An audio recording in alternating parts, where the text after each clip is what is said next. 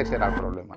A los 10 minutos de empezar a montar, en la caída de un salto noté un crujido como en la parte inferior izquierda de la moto. No vi nada extraño y la verdad es que seguí montando toda la noche sin ningún problema. Esto fue un sábado. Al siguiente lunes estaba trabajando en la tienda y de pronto me saltó un vídeo en YouTube en el que estaban haciéndole una entrevista al dueño de Start Future y entre otras muchas cosas hablaban de que habían tenido un problema con las primeras unidades de una pieza que había salido defectuosa de un proveedor y que nos las cambiaban si había algún problema. Según terminé de ver el podcast, me acordé del crujido y me fui directamente corriendo a ver mi Starbar a ver si ese era el problema. Y efectivamente